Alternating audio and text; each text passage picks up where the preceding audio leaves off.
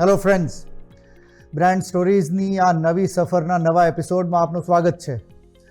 ગયા અઠવાડિયે અમે વાત કરી આશા ભોંસલેના નિધન થયું અને એમનું ગુજરાતના માર્કેટિંગના કેનવસ પર શું કોન્ટ્રીબ્યુશન હતું એની વાત કરી.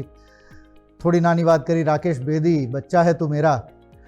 એટલે અમારો પ્રયત્ન છે કે સાંપ્રત વિષયોનું માર્કેટિંગ રિલેટેડ, જાહેરાત રિલેટેડ, એડવર્ટાઇઝિંગ રિલેટેડ જે પણ તમારા સમક્ષ અમે કંઈક પ્રસ્તુત કરી શકીએ એવું દર અઠવાડિયે બ્રાન્ડ સ્ટોરીઝમાં તમારી સામે લઈને આવીશું. અને અત્યારે સાંપ્રત વિષય જો ચાલી રહ્યો હોય ગુજરાતમાં તો એ છે જન સ્વરાજની ચૂંટણી. જી હા, તાલુકા પંચાયત, જિલ્લા પંચાયત લેવલની ચૂંટણીઓ ગુજરાતમાં ચાલી રહી છે. અને ચૂંટણીની વાત કરીએ તો તમે ખરેખર હું તમને એક શરત મારીને કહી શકું કે તમે કોઈ પણ 10 વ્યક્તિઓને પૂછજો કે ચૂંટણીને રિલેટેડ કયું સ્લોગન મગજમાં આવે, તો મારું એવું માનવું છે કે 10માંથી કમસે કમ 7 લોકો તો એમ કહેશે કે ભાઈ અબકી બાર મોદી સરકાર. આ સ્લોગન મગજમાં આવે એટલે એવું જરૂરી નથી કે મોદી સમર્થક હોય કે ભારતીય જનતા પાર્ટી સમર્થક હોય, પણ આ માર્કેટિંગ એટલું સરસ કરવામાં આવેલું કે લોકોના મગજમાં ઘૂસી ગયું અબકી બાર મોદી સરકાર. એમ તો એના પછી તમે જુઓ તો અબકી બાર 400 પાર નામનું સ્લોગન આવ્યું હતું, પણ છતાંય 2014માં અબકી બાર મોદી સરકાર એક સ્લોગન એટલું મજબૂત હતું કે લોકોના મગજમાં ઘૂસ્યું. અને માર્કેટિંગ અને એડવર્ટાઇઝિંગની જ્યારે આજે આપણે વાત કરીએ છીએ, ચૂંટણીઓ આપણે સમક્ષ અત્યારે આવી ગઈ છે, તો ક્યાંક ચૂંટણી અને માર્કેટિંગ આ કેટલું એકબીજા સાથે તાલમેલ ધરાવે છે એની આજે તમારી સાથે મારે વાત કરવી હતી. पेट्रोल डीजल के दाम हर बार बढ़ते गए तो स्कूटर खड़ा कर दिया, बस से चलने लगे. पढ़ाई लिखाई के खर्चों ने हमारी जेबें खाली कर दी, फिर भी मन मारकर काम चलाया. देश की सरकार बदले, भाजपा को वोट दे, अब की बार मोदी सरकार. અબકી બાર મોદી સરકારની વાત ચાલે છે તો એનું જે સ્લોગન જેમણે બનાવ્યું છે એમનો ગુજરાત સાથે એક બીજો પણ સંબંધ છે, એટલે હું ખાલી અહીંયા તમારી સાથે શેર કરું. એ સ્લોગન બનાવવાવાળા હતા પિયુષ પાંડે, જે હિન્દુસ્તાનની એડ જગતના ક્રિએટિવિટીના ભીષ્મ પિતામહ કહી શકાય. એમણે એક બીજું સ્લોગન આપણને ગુજરાતને આપ્યું હતું, ખુશ્બુ ગુજરાત કી, કુછ દિન તો ગુજારીએ ગુજરાત મેં. આ આખું કેમ્પેન જેમનું બ્રેઇન ચાઇલ્ડ હતું એવા પિયુષ પાંડેએ જ આ એક સ્લોગન આપ્યું હતું, અબકી બાર મોદી સરકાર. કેટલું મજબૂત હતું તમે વિચાર કરો કે આજે હું ને તમે લગભગ 12 વર્ષ પછી પણ એની ચર્ચા કરી રહ્યા છીએ. हर वोट की अपनी एक अहमियत है, हर वोट खास है. वोट सिर्फ एक ठप्पा नहीं, वोट तुम्हारी आवाज है. पापा, मेरे वोट की कीमत का मुझको भी एहसास है. तो अब की बार फिर मोदी सरकार. મિત્રો, ચૂંટણીની જ વાત કરીએ છીએ અને ચૂંટણી સાથે માર્કેટિંગ રિલેટેડ જે પણ વિષયો છે, કઈ રીતના પોલિટિકલ પાર્ટીઝ માર્કેટિંગના જે 4 P's છે, product, place, price, physical distribution, આનો ક્યાંક ને ક્યાંક કઈ રીતના ઉપયોગ કરતા હોય છે, કમ્યુનિકેશનનો કઈ રીતના ઉપયોગ કરતા હોય, તો આપણે જાણીએ આ વ્યવસાયને જેમણે પ્રોફેશનલી અપનાવ્યો છે એવા જ અમુક નિષ્ણાતો પાસે. જી બિલકુલ, પોલિટિકલ પાર્ટીઝને કેમ્પેનની બ્રાન્ડિંગની ખૂબ જ જરૂર હોય છે. જો સીધી ભાષામાં સમજીએ તો દરેક પોલિટિકલ પાર્ટી જ્યારે ચૂંટણી લડે છે તો એમનો પોતાની એક વાત જે હોય છે, જે પોતાનો મુદ્દો હોય છે, એને એ લોકો મેક્સિમમ લોકો સુધી કેવી રીતના પહોંચાડે, ત્યાં જ રોલ આવે છે એડવર્ટાઇઝિંગનો, બ્રાન્ડિંગનો અને માર્કેટિંગનો. જેમ કે આ વખતે કોંગ્રેસ પાર્ટીનું જે કેમ્પેન છે એની અંદર એઆઈની નાની એડ્સનો ઉપયોગ કર્યો અમે, અને ખાડા, પાણીની ટાંકી, ગંદુ પીવાનું પાણી, આ બધી સમસ્યાઓની વાત કરી. એટલે જે અમે લોકો જે પોલિટિકલ પાર્ટીનો જે એક સંદેશ હતો, કોંગ્રેસ પાર્ટીનો જે સંદેશ હતો, એને ખૂબ જ સરળતાથી લોકો જે ભાષામાં સમજે છે, જે મીડિયમ ઉપર સમજે છે, ત્યાં લઈ ગયા, અને જેના કારણે એ વસ્તુઓ, એ વાતો જે છે એ મેઇનસ્ટ્રીમ આવી. આટલા બધા વર્ષોથી બીજેપી અહીંયા ગુજરાતમાં જો આપણે વાત કરીએ તો મહાનગરપાલિકાઓ હોય કે પછી નવી મહાનગરપાલિકાઓ બની છે, ત્યાં પહેલા નગરપાલિકાઓ હતી, ત્યાં પણ ભાજપનું શાસન હતું, સ્ટેટમાં ભાજપનું શાસન છે અને સેન્ટરમાં બી ભાજપનું શાસન છે. તો જ્યારે આટલું બધું ટ્રિપલ એન્જિનની જે સરકારની વાત જે બીજેપી કરતી હોય છે, આટલું બધું હોય અને છતાં પણ જનતાને એવું લાગતું હોય કે અમારા કામ નથી થઈ રહ્યા, કે પછી રસ્તાના ખાડા હોય કે પછી ગંદુ પાણી હોય, જે રિયલ સમસ્યાઓ છે, તો એ રિયલ સમસ્યાઓને એડવર્ટાઇઝિંગ થ્રુ ખૂબ જ સામાન્ય ભાષામાં અને સામાન્ય રીતે લોકો સુધી પહોંચાડવું હોય, તો ત્યાં બ્રાન્ડિંગ બહુ જ ઇમ્પોર્ટન્ટ છે. અને પોલિટિકલ પાર્ટી એને સમજેવી છે, એટલે ઇલેક્શનના જે કેમ્પેન હોય છે એમાં બ્રાન્ડિંગ ઇમ્પોર્ટન્ટ છે, અને દરેક પાર્ટી પોતપોતાની રીતે કરતી હોય. એવું કહેવાય છે કે હિન્દુસ્તાનમાં જે સૌથી શાણો માર્કેટેર હોય તો એવા આપણા પ્રધાનમંત્રી શ્રી નરેન્દ્ર મોદી છે. એમના સમર્થકો પણ કહે છે અને ક્યાંક જે એમના ક્રિટિક છે એ પણ આ જ વસ્તુ કહે છે કે આમને જે પોતાની ટાર્ગેટ ઓડિયન્સની જે સમજ છે અને જે મેસેજિંગની એમને જે સમજ છે એવી કદાચ ભાગ્યે જ કોઈ પોલિટિશિયનમાં જોવા મળે છે. ક્યાંક આનું કારણ વર્ષો સુધી કોઈ વ્યક્તિએ ફિલ્ડમાં કામ કર્યું હોય એ પણ હોઈ શકે છે. તમે જોશો કે માર્કેટિંગની જગતના જે સિનિયર લોકો માર્કેટિંગના પોતાના પદ પર બેઠા છે એમની કારકિર્દીની શરૂઆત હંમેશા ફિલ્ડ પરથી થઈ હોય, યા તો એ ફિલ્ડ સેલ્સમાં કામ કરતા હોય યા કોઈક પ્રોડક્ટ રિલેટેડ પણ ફિલ્ડમાં કામ કરતા હોય. એટલે શું થયું હોય કે ડાયરેક્ટ કન્ઝ્યુમર સાથે એમનો સંવાદ થયો હોય, એટલે એમને ખ્યાલ હોય કે મારા કન્ઝ્યુમરને કઈ વસ્તુ એક્ઝેક્ટલી ટચ કરે છે અને હું કઈ વસ્તુની વાત કરીશ તો એને મારી પ્રોડક્ટ વિશે જલ્દીથી એમને ગળે ઉતરી જશે. સરળ ભાષામાં કહીએ તો ચૂંટણી આજના જમાનામાં એ ફક્ત રાજકારણના સમીકરણોનો ખેલ નથી, પણ ક્યાંક માર્કેટિંગ પણ એમાં એક બહુ મોટો રોલ ભજવે છે.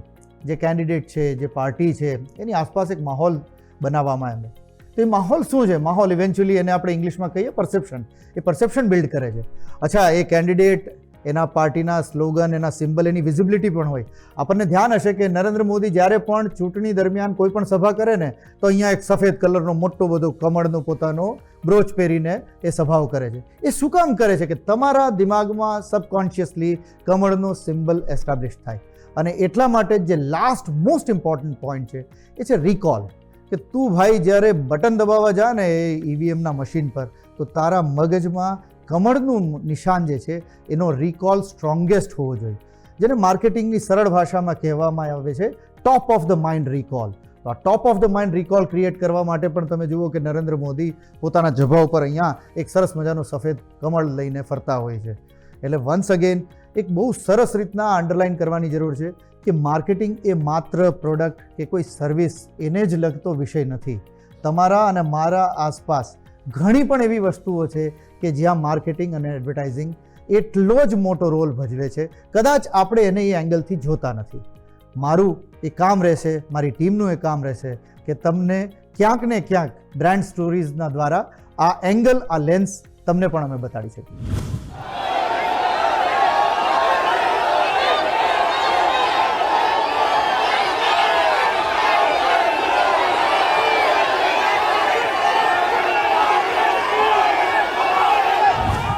ચૂંટણીની વાત કરી, પણ વાત અહીંયા જ નહીં પૂરી કરી. અમારો તમને પ્રોમિસ હતું કે જુદા જુદા ઘણા માર્કેટિંગના વિષયો પર તમારી સાથે સંવાદ કરીશું. એક બ્રેક લઈએ અને બ્રેક પછી કંઈક એક બીજો વિષય લઈ અને તમારી સમક્ષ હાજર થઉં છું.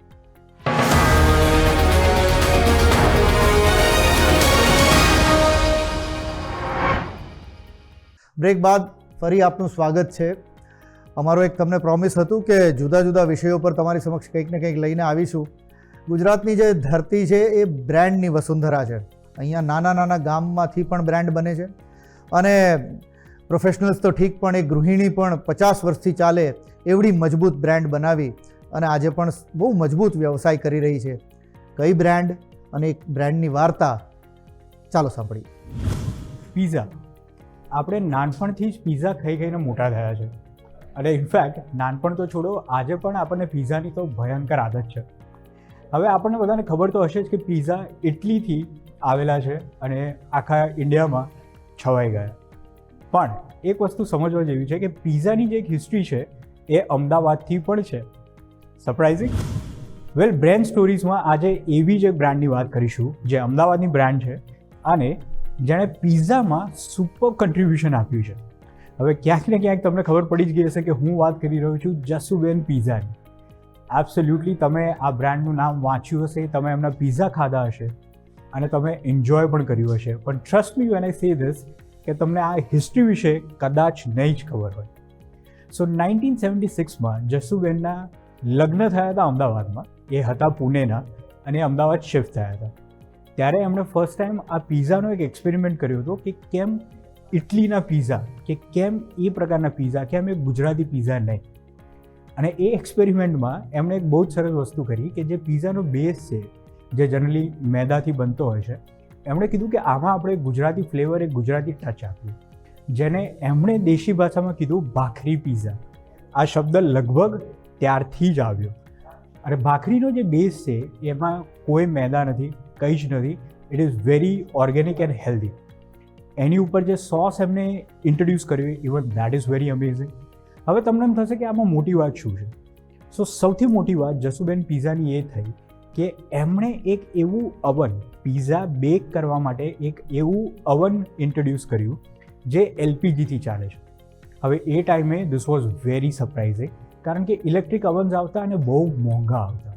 હવે અમદાવાદમાં જો કંઈક સેલ કરવું હોય, સ્પેસિફિકલી ત્યારની જે ખાઉ ગલીમાં સેલ કરવું હોય તો તમારે અફોર્ડેબલ રાખવું જ પડે.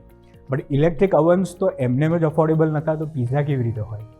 સો coming back to my point કે એમણે એક એલપીજી અવન ઇન્ટ્રોડ્યુસ કર્યું, અને એવું એલપીજી અવન જેની અંદર 15 મિનિટમાં 25 પીઝાસ 25 પીઝા એકસાથે બેક થઈને રેડી થઈ જાય, અને એમનું ફોકસ ખાલી પીઝા વેચવાનું જ હતું. હવે આપણે આવીએ 1990માં, જ્યારે બીજા 2 પાર્ટનર્સ એમની સાથે જોડાયા, અને ત્યારે અનફોર્ચ્યુનેટલી જસુબેન અમદાવાદથી પુણે ફરીથી શિફ્ટ થઈ ગયા, અને આમના જે 2 પાર્ટનર્સ છે એમણે આ જર્ની કન્ટિન્યુ કરી. અને તમે નહીં માનો, જ્યારે નરેન્દ્ર મોદી, જે આપણા પીએમ શ્રી છે, જ્યારે સીએમ હતા ગુજરાતના, ત્યારે પણ એક ઇવેન્ટમાં એમણે આ પિઝા વિશે અને વુમેન એમ્પાવરમેન્ટ અને કઈ રીતે એક ફિમેલે આ વસ્તુને ડેવલપ કરી, ગ્રો કરી, એના વિશે પણ વાત કરી હતી. અને ત્યારથી જસુબેન પિઝા જે નામ, જે ટેગ છે, જે બ્રાન્ડ છે, એ સુપર રીતે ટેક ઓફ. મિત્રો, ચૂંટણીની વાત કરી, જસુબેનના પિઝા પણ ખાઈ લીધા, અને પિઝા ખાતા ખાતા ક્રિકેટ પણ યાદ આવે. આજકાલ આઈપીએલનો જમાનો છે, આઈપીએલ જોતા હશો આપણે. ગુજરાતની ઘણી બ્રાન્ડ્સે આઈપીએલ અપનાવ્યું છે, ક્રિકેટને અપનાવ્યું છે. અને એવું કહેવાય છે હિન્દુસ્તાનમાં કે 2 વસ્તુઓ જે સૌથી મજબૂત વહેંચાય છે, ક્રિકેટ અને અમિતાભ બચ્ચન. તો આજે ક્રિકેટ અને આપણા આઈપીએલની આપણે ચર્ચા કરીએ. મારી કલીગ ભૂમિ તમારી સાથે આઈપીએલની અમુક વિગતો રજૂ કરશે, અને કઈ રીતના ગુજરાતની બ્રાન્ડ્સ આઈપીએલના આ જે ક્રિકેટ ફેસ્ટિવલ છે એનો ઉપયોગ કરી અને પોતાના માર્કેટિંગ ઓબ્જેક્ટિવ્સને સાધી રહી. આજના સમયમાં ક્રિકેટ ફક્ત રમત નથી રહ્યું, તે બની ગયું છે એક મોટું marketing platform. Indian premier league IPL તેનું સૌથી મોટું ઉદાહરણ છે. દરેક મેચમાં, દરેક ઓવરમાં અને લગભગ દરેક સેકન્ડમાં બ્રાન્ડ્સ દેખાય છે. પણ અહીં રસપ્રદ વાત એ છે કે દરેક ટીમ સાથે અલગ અલગ બ્રાન્ડ્સ જોડાયેલા છે. જેમ કે ચેન્નઈ સુપર કિંગ્સ સાથે એસ્ટ્રલ પાઇપ્સ અને અમૂલ પ્રોટીન, મુંબઈ ઇન્ડિયન્સ સાથે astral pipes, Kolkata night riders સાથે અમૂલ, દિલ્હી કેપિટલ સાથે અમૂલ પ્રોટીન. અને આ બધામાં ગુજરાતી બ્રાન્ડ્સ ખાસ ધ્યાન ખેંચે છે. ગુજરાત ટાઇટન્સ સાથે ટોરેન્ટ ગ્રુપ, એસ્ટ્રલ પાઇપ્સ અને હેવમોર છે, તો લખનૌ સુપર જાયન્ટ્સ સાથે અમૂલ, રાજસ્થાન રોયલ્સ સાથે વારી સોલર, તો સનરાઇઝર્સ હૈદરાબાદ સાથે લૂબી પમ્પ્સ. અને આ બધા સાથે આઈપીએલમાં માર્કેટિંગ ફક્ત સ્પોન્સરશિપ સુધી સીમિત નથી. જર્સીઝ પર લોગોઝ, સ્ટેડિયમમાં એલઈડી એડ્સ, બ્રોડકાસ્ટ દરમિયાન બ્રાન્ડ મેન્શન્સ અને સોશિયલ મીડિયા પર સતત કેમ્પેન્સ. એક બાઉન્ડ્રી પડે કે તરત બ્રાન્ડ ફ્લેશ થાય, એક વિકેટ પડે કે તરત સ્પોન્સર હાઇલાઇટ થાય. આજે માર્કેટિંગ રિયલ ટાઈમમાં થાય છે. ગેમ સાથે સાથે બ્રાન્ડ પણ પ્લે કરે છે. અને જો આપણે એવું કહીએ કે આઈપીએલમાં ઓડિયન્સ ફક્ત મેચ નથી જોતું, તે અનનોઈંગલી બ્રાન્ડિંગ બી કન્ઝ્યુમ કરે છે. આઈપીએલ અને તેને જોવા લાઈવ ઇવેન્ટ્સ એક માર્કેટિંગ મોડલ છે, જ્યાં રમત બને છે કન્ટેન્ટ અને કન્ટેન્ટ બને છે બ્રાન્ડ વિઝિબિલિટી. તમે વિચાર કરો કે ક્યાં એક ગૃહિણી, ક્યાં એક ઇટલીની વાનગી કહેવાતી પિઝા, અને એ બેનો ક્યાં મેળ. છતાંય આજે સમજો કે ગુજરાતની જનતા ગમે ત્યાંથી ધંધો અને વેપાર વિકસાવી જ લે છે. આવી જ એક બીજી પણ નાની વાર્તા લઈ અને તમારી સમક્ષ ફરી હાજર થાઉં છું. આ સેગમેન્ટને અહીંયા પૂરું કરીએ. એક બ્રેક પછી ફરી આવું છું.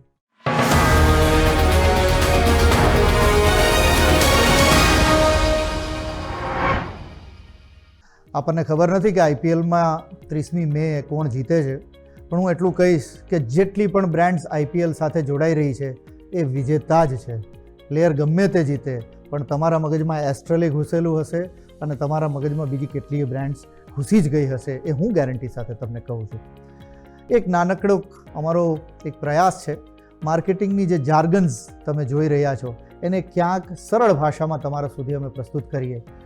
તો આજે અમે પ્રયત્ન કરી રહ્યા છીએ કે ન્યૂઝપેપર કે જે જૂનું મીડિયમ છે અને ડિજિટલ કે જે આજના યુગનું મીડિયમ છે, આ બે વચ્ચેનો શું કમ્પેરિઝન છે અને આ બે વચ્ચેમાં તફાવત શું છે કે જેના દ્વારા માર્કેટિંગ અને એડવર્ટાઇઝિંગના નિષ્ણાતો આ બેઉ મીડિયમનો આજના યુગમાં એક બ્રાન્ડને બનાવવામાં ઉપયોગ કરી રહી છે. શું કરે ડિમ્પલ?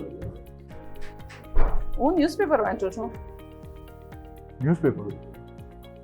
ન્યૂઝ તો હું પણ વાંચું છું, બટ ન્યૂઝપેપરમાં? So you are reading digitally? Absolutely yes, on my phone.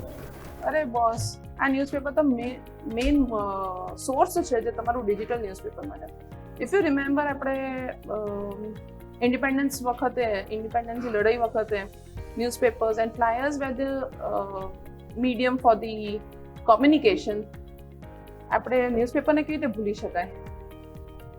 Okay, can you elaborate a bit more? કારણ કે આઈ ફીલ કે જે મોડર્ન ટૂલ્સ ઓફ કમ્યુનિકેશન છે એ મને વધારે સારી રીતે ઇક્વિપ કરે છે, મને એવું લાગે છે. હા, પણ જ્યારે ન્યૂઝપેપર હોય ત્યારે it talks about N authenticity, traditional, જે લોકો સાથે હજારો કરોડો લોકો સાથે એને કનેક્ટ કરી રહ્યો છે. કોઈ બી બ્રાન્ડ હોય, કોઈ ન્યૂઝ હોય, એને કનેક્ટ કરી રહ્યું છે. જ્યારે તમે ડિજિટલી વાપરો છો ત્યારે તેનું ખાલી એક સ્નિપેટ, એક શોર્ટ ન્યૂઝ આપે છે, એકદમ સંક્ષિપ્તમાં બતાવે છે, જ્યારે આમાં તમને ડિટેલમાં ખબર પડે છે. બટ વી કેન ઓલવેઝ આપણે ક્લિક કરીને એના સોર્સ સુધી જઈ શકીએ છીએ, એ સ્ટોરી બિહાઇન્ડ ધ સ્ટોરીમાં જઈ શકીએ છીએ. અને મારી પાસે એક બીજો પણ એડવાન્ટેજ હોય છે કે હું એ સ્ટોરી વિશે બીજા ઘણા બધા સિમિલર આર્ટિકલ્સ પણ વાંચી શકું છું. પણ તમને કદાચ ખ્યાલ ના હોય તો જ્યારે આપણે ન્યૂઝપેપરની વાત કરીએ તો it plays a very important role in marketing also. કોઈ બી બ્રાન્ડ બિલ્ડ કરવા માટે, નોર્મલ રેગ્યુલર માર્કેટિંગ માટે newspaper plays an important role. અને ન્યૂઝપેપરની સાથે જેમ કે ફ્લાયર્સ છે, હોર્ડિંગ્સ છે, રેડિયો છે, lot of ATL, BTL activities can be plan in this. I personally feel કે ડિજિટલના આવ્યા પછી ડિજિટલ રેવોલ્યુશન છેલ્લા દાયકાથી પણ વધારે આવી ગયું છે. એના પછી મને લાગી રહ્યું છે કે digital platforms are more preferred over and about the traditional medium. So it depends on the industry. કયા ઇન્ડસ્ટ્રીથી એ રિલાય કરે છે અને એની સાથે કયું માધ્યમ જોડાયેલું છે. જેમ કે આપણે વાત કરીએ રિયલ એસ્ટેટ, તો રિયલ એસ્ટેટ માટે newspaper plays a very important role.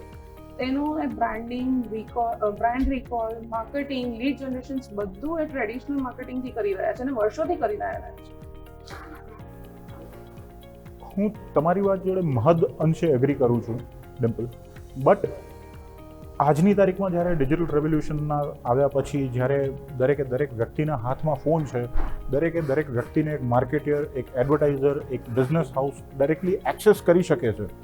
એ વખતે મારી પાસે ડિજિટલ માધ્યમોનો સૌથી મોટો એડવાન્ટેજ એ છે કે હું મારા માર્કેટિંગ એફર્ટ્સનો રિઝલ્ટ્સ જે છે એને હું મેજર કરી શકીશ કે હું કેટલા લોકો સુધી એકચ્યુઅલીમાં પહોંચ્યો. જ્યારે ન્યૂઝપેપરમાં એ એડ આવશે ત્યારે મને ખબર નથી કે કેટલા લોકોએ મારી એડને એકચ્યુઅલી વાંચી છે, એ તો જસ્ટ પહોંચી છે. પણ જ્યારે ડિજિટલ માધ્યમ આવશે ત્યારે મને ખબર પડશે કે મારી એડ મારા માર્કેટિંગ એફર્ટ પર કેટલા લોકો એન્ગેજ થયા છે. પણ એ તો બેઝિકલી એક કન્વર્ઝેશનનો પાર્ટ છે. Conversation in terms of sales, in terms of leads. ઘણીવાર એવું બી બને છે કે ભાઈ આજે અમે તમારી એડ છાપામાં જોઈ હતી અને પછી એ લોકો કન્વર્ટ થાય છે. પણ મેં એવું નથી સાંભળ્યું કે કોઈ એવું કીધું હોય કે ભાઈ ડિજિટલી અમે જોઈ હતી તમારી રીલ અને we are here. Well, but આપણી પાસે એનું મેજરમેન્ટનો માપદંડનો ક્રાઇટેરિયા તો છે. ફોર એક્ઝામ્પલ, મારું ઓબ્જેક્ટિવ ખાલી ને ખાલી જો બ્રાન્ડ અવેરનેસનું છે તો હું એના માટે બ્રાન્ડ રિકોલ, લિફ્ટ સ્ટડી કરી શકું છું. સાથે સાથે મારે જો લીડ જનરેશન કરવાની છે કે જે મારે એકચ્યુઅલ બિઝનેસ પર ઇમ્પેક્ટ લાવશે, તો હું લીડ જનરેશન કેમ્પેન્સ પરથી મને ખબર પડશે કે ભાઈ કેટલા લીડ જનરેટ થયા છે કોઈ કેમ્પેઇનમાંથી, કે પછી કેટલી લીડ્સ કન્વર્ટ થઈ છે અને મારા એફર્ટ્સ રાઇટ જઈ રહ્યા છે કે નહીં. જ્યારે કે તમે એક એડ આપી દીધા પછી you may not able to revert it. જ્યારે કે મારી એડ જે છે, ડિજિટલની જે એડ છે, એ બધાને તમે ગમે ત્યારે એડિટ કરી શકશો to get better outcomes by tweaking the setups. હા, એટલે basically it's a short term thing. જ્યારે આ તમને લોંગ ઇમ્પેક્ટ આપે છે અને ઘણી બધી બ્રાન્ડ્સ જે છે એ ATLના એટલે કે હોર્ડિંગ્સ, રેડિયો, ન્યૂઝપેપરને રિલાય કરીને એક બહુ મોટી બ્રાન્ડ બની છે. અને હવે નાવ ટાઈમને જોતાં એ લોકો થોડું પાર્શિયલ પેલા ડિજિટલી શિફ્ટ થયા છે. પણ એવું નથી કે ત્યાંથી પરચેઝિંગ વધી રહ્યું છે. આઈ અગ્રી ધેટ મે ટેક. અને જ્યારે બિઝનેસની વાત હોય ત્યારે ઓલવેઝ એક બ્રાન્ડિંગની સાથે એક કન્વર્ઝન કે એક પરચેઝનું જ્યારે વેલ્યુ જોડાતું હોય ત્યારે વધારે એડ ઓન. સો આ તો ખાલી ન્યૂઝપેપરની વાત હતી, પણ એમ જોવા જઈએ તો હોર્ડિંગ્સ છે, રેડિયો છે, ઓલ ઇન્ડિયા રેડિયોથી સ્ટાર્ટ થયેલી આવે છે અને હવે તો કેટલા બધા રેડિયો સ્ટેશન્સ છે અને એમાં બી કેટલા ઇન્ફ્લુએન્સર્સ બી આવે છે, કેટલા એમાં આરજેસ હોય છે. પણ બેઝિકલી એમનું મેઇન સોર્સ તો રેડિયોથી જ કનેક્ટેડ છે. રેડિયોથી એ લોકો ઓળખાયેલા છે. સેમ હોર્ડિંગ્સ જુઓ તો તમે દરેક 4 રસ્તા ઉપર તમને એક બ્રાન્ડ રિકોલ મળે છે. એના કિયોસ્ક જુઓ તો આખા રસ્તા ઉપર તમને એનું બ્રાન્ડિંગ અને બ્રાન્ડ રિકોલ મળે છે. કોઈ બી પ્રોડક્ટ હોય તો આખા રસ્તો તમે પાસ કરો તો તમને એને બ્રાન્ડિંગ થાય છે. એવું ડિજિટલમાં અવેલેબલ. વેલ આઈ અન્ડરસ્ટેન્ડ કે ડિજિટલના પોતાના એડવાન્ટેજીસ અને કન્સ્ટ્રેન્ટ્સ બંને જ છે, પણ જે મેજરમેન્ટ કરવાનું છે કે હું કેટલા લોકો સુધી એકચ્યુઅલી પહોંચ્યો મારા માર્કેટિંગ એફર્ટ્સને લઈને, એ તો મને ડિજિટલ પ્લેટફોર્મ્સ જ આપી શકશે, નહીં કે ટ્રેડિશનલ પ્લેટફોર્મ્સ. હું મેજરેબિલિટી ક્યાંથી લાવીશ? મારા જે રિપોર્ટ્સ આવે છે એ ડિજિટલ માર્કેટિંગની અંદર રિયલ ટાઈમ આવે છે. મને જ્યારે જોઈએ ત્યારે હું મારા કેમ્પેન્સને ચેન્જ કરી શકું છું. તમે તમારા હોર્ડિંગ્સને ચેન્જ નહીં કરી શકો. ના, પણ શું તમે તમારા જે ઇમ્પ્રેશન્સ લાઇક્સ છે શું એને તમે સેલ્સ ફિગર્સ તરીકે કહી શકો છો કે એ ખાલી એક સ્ક્રોલ કરવાની પદ્ધતિ છે? ડિજિટલની અંદર આ વસ્તુઓને આપણે જો જોવા જઈએ તો હજી 2 વસ્તુની અંદર આપણે તફાવત કાઢી શકીએ છીએ. એક છે વેનિટી મેટ્રિક્સ અને એક છે modern day ROAS methodology. Vanity મેટ્રિક્સની અંદર આપણે જે રીતે વાત કરી એ રીચની વાત કરે છે કે એ ખાલી ને ખાલી લાઇક્સ ફોલોઅર્સ વધારવાની વાત કરે છે. જ્યારે going beyond that digital platforms પર આજની તારીખમાં બિઝનેસીસ રેવોલ્યુશન ક્રિએટ કરી રહ્યા છે બ્રાન્ડ બિલ્ડઅપ માટે. હું સમજાવું કઈ રીતે? હા, પણ એમાં છે ને બ્રાન્ડ રિકોલ નથી રહેતું. આજે તમે કોઈ બી હોર્ડિંગ્સ જોયું હોય, 4 રસ્તા પર હોર્ડિંગ હોય તો 100% એની ચર્ચા થતી હોય કે બોસ આ હોર્ડિંગ તો જબરજસ્ત લાગેલું છે. પણ શું તમે એવી કોઈ રીલનું ડિસ્કશન કર્યું? એવું કંઈક સાંભળ્યું તમે? હું એ જ સમજાવવા માંગી રહ્યો છું તમને કે જો આપણે માર્કેટિંગને ડિજિટલ ચેનલ્સથી કરીશું તો એનો સૌથી મોટો એડવાન્ટેજ છે મેજરેબિલિટી. અને અત્યારે જે ROAS ડ્રિવન માર્કેટિંગ છે કે ઓનલાઈન રેપ્યુટેશન મેનેજમેન્ટ છે કે લાઇક્સ અને ફોલોવર્સથી પણ આગળ હટીને કમ્યુનિટી એન્ગેજમેન્ટ છે, એના તરફ જે બ્રાન્ડ્સ જઈ રહી છે એ ભવિષ્યનું રેવોલ્યુશન છે. મને તો ઘણી વાર એવું લાગે છે કે ભાઈ છે સોશિયલ મીડિયા અને ડિજિટલ માર્કેટિંગનો પ્રભાવ હશે, but it can replace the originality, the source of marketing. જે આપણે ન્યૂઝપેપર છે, હોર્ડિંગ્સ છે, રેડિયો છે, ધ બેઝિક. હજી બી લોકો હોર્ડિંગ્સ જોવે છે, ન્યૂઝપેપર વાંચે છે અને રેડિયો સાંભળતા હોય છે. ઓકે, વેલ ડિમ્પલ, હું તમારી વાતથી ઘણો એવો ઇમ્પ્રેસ છું કે યસ, ટ્રેડિશનલ અને ડિજિટલ, હાઉ અબાઉટ ધીસ કે ડિજિટલ અને ટ્રેડિશનલ બંને જોડે હેન્ડ ઇન હેન્ડ જાય અને ફિજિટલ ફોર્મમાં આવે ઓડિયન્સીસ સામે, તો એનાથી વધારે ઇમ્પેક્ટ પડશે કે નહીં? તમને શું લાગે છે? 100%. એનાથી તો 100% ઇમ્પેક્ટ પડશે, કારણ કે એમાં તમે જનરેશન, 2 અલગ જનરેશનને કેટર કરશો. તમારું એક સાઈડ તમારું બ્રાન્ડ રિકોલ થશે જે ટ્રેડિશનલ વેથી થશે, અને સાથે તમારું જે મેજરમેન્ટ વાળું છે એ તમે ડિજિટલ માર્કેટિંગથી બી કરી શકશો. સો 100% એનાથી ફરક પડશે જ્યારે ડિજિટલ થાય. ઓકે, તો આ વસ્તુને હું એક વાર્તાની દ્રષ્ટિએ પુટ ફોરવર્ડ કરવા માંગીશ, પ્રસ્તુત કરવા માંગીશ. એક વ્યક્તિ સવારે એમના વાઈફે એમને કહ્યું કે સાંજે એક વસ્તુ લેતા આવજો, ફોર એક્ઝામ્પલ આઈસ્ક્રીમ લેતા આવજો. સવારે જ્યારે ઘરે છાપું વાંચતા હતા એ વખતે એ છાપાની અંદર એક આઈસ્ક્રીમની બ્રાન્ડની જાહેરાત જોઈ. ઓફિસ જવા માટે કારમાં બેઠા, રેડિયો સાંભળતા સાંભળતા પણ એક બ્રાન્ડની જાહેરાત સાંભળી. ઓફિસ તરફ જઈ રહ્યા હતા ત્યારે એક હોર્ડિંગ પર એમણે એક બ્રાન્ડની એડવર્ટાઇઝમેન્ટ જોઈ.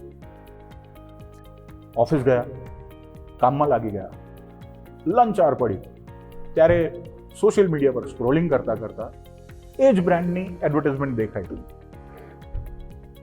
સાંજ પડી, ઓફિસથી ઘરે જવાનો ટાઈમ થયો. ઘરે જતા જતા પાછો હોર્ડિંગ જોયું. એમને યાદ આવ્યું મારે તો આઈસ્ક્રીમ લઈ જવાની છે. હવે એમણે જે જગ્યાએ ઊભા રહ્યા એ જગ્યાએ 4 આઈસ્ક્રીમના આઉટલેટ્સ હતા, 4 અલગ બ્રાન્ડના, અને એમણે એક particular brand of ice cream choose કરી. અને મિત્રો, બ્રાન્ડ સ્ટોરીઝના દર્શકો, આ બધી જે ચેનલ્સ તમે સાંભળી કે જ્યાં આ વ્યક્તિ એક્સપોઝ થયા હતા આઈસ્ક્રીમના બાયર, એના માટે તમે શ્રેય કઈ ચેનલને આપશો? તમારા વિચારો અમને જણાવજો, અમને આતુરતાથી રાહ છે. મિત્રો, ન્યૂઝપેપર હોય, ડિજિટલ હોય, હું કહું ટીવી હોય, રેડિયો હોય, અરે હું તો કહું કે જે વ્યક્તિ તમારી બ્રાન્ડનું ટી શર્ટ પહેરીને કદાચ ફરી રહ્યો છે એ પણ અંતે તો એક મીડિયમ જ છે ને. દરેક મીડિયમની એક પોતાની ખાસિયત હોય છે અને એવું ના કહી શકાય કે આ મીડિયમ મજબૂત છે અથવા આ મીડિયમ ક્યાંક વીક છે. તમારો માર્કેટિંગનો ઓબ્જેક્ટિવ શું છે એના પર આખો ખેલ રચાઈ રહ્યો હોય અને એ રીતના તમે બે મીડિયમની સ્ટ્રેન્થ ઇવેલ્યુએટ કરતા હો. આશા રાખીએ કે તમને એટલીસ્ટ ન્યૂઝપેપર વર્સિસ ડિજિટલ આ બેનો એક તફાવત અને એ બે વચ્ચેની કમ્પેરિઝન ગમી હશે. આવી જ રીતના અમારી સાથે જોડાયેલા રહો. બ્રાન્ડ સ્ટોરીઝના નવા એપિસોડ્સમાં કંઈક નવું તમારા સમક્ષ દર અઠવાડિયે લઈને આવતા રહેશું.